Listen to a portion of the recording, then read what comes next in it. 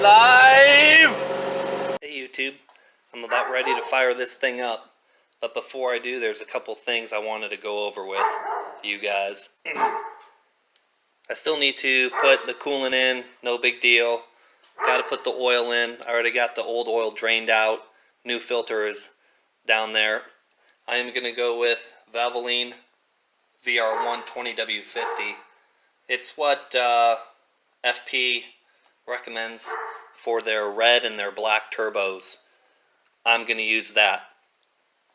When installing this red, part of the kit came with this FP silicone intake manifold, and this is designed for a factory blow-off valve location and return location here on this pipe. But since this car came with an engine intake system, it relocated the blow-off valve down to this location.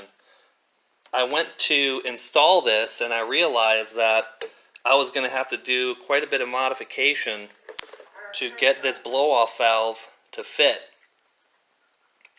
What I ended up doing is ditching this FP intake, which I will put up for sale for probably about $100, unused, brand new, everything is there. And what I did is I ended up just using the engine intake. What I had to do though is this engine intake has a 3-inch opening, and the FP red 84mm housing is 3 1/4.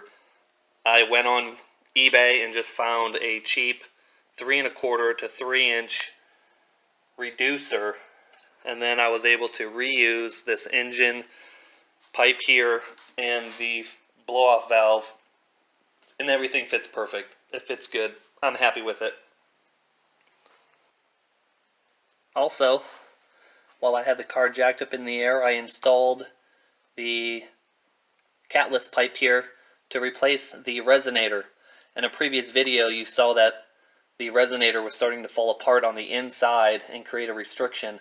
I didn't like it. I figured since I'm putting the FP red on, I'll go ahead and swap this pipe out. I still need to put the turbo heat shield on. That's going to wait until I fire it up and I get some heat in here, because I'm going to want to go over and just retighten everything, make sure everything's tight. The spark plugs are installed. The ones that I took out looked good. I checked the gap on them. It's at 20 thousandths, so I'm going to leave it at 20 thousandths. I'm not going to install the ported intake just yet. I'm going to contact Kurt Brown and have him probably do a ported throttle body for me. I want to do a boost leak check before I really start pulling all this stuff apart and see where the leaks are. With 100,000 miles on the car, I'm assuming that the throttle body seals are leaking. I do want to get that check though before I go ripping all that apart, because I don't want to put a old busted throttle body back on here and it's leaking. Alright, I got the oil in the engine. I got coolant in the radiator. Let's fire it up and see what she sounds like.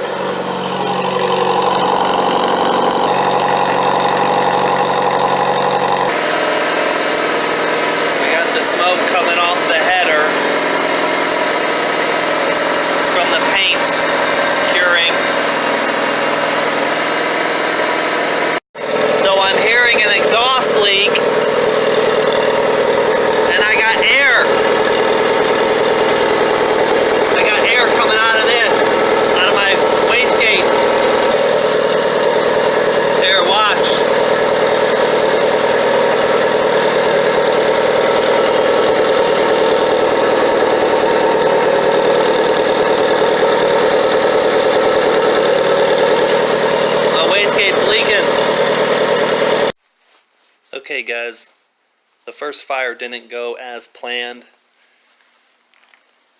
You saw I had a wastegate leak. I'm going to have to try to figure out why it's leaking.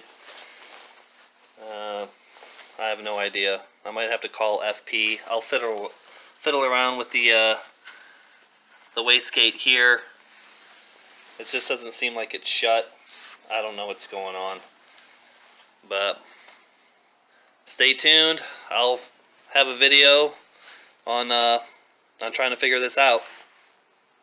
Thank you guys.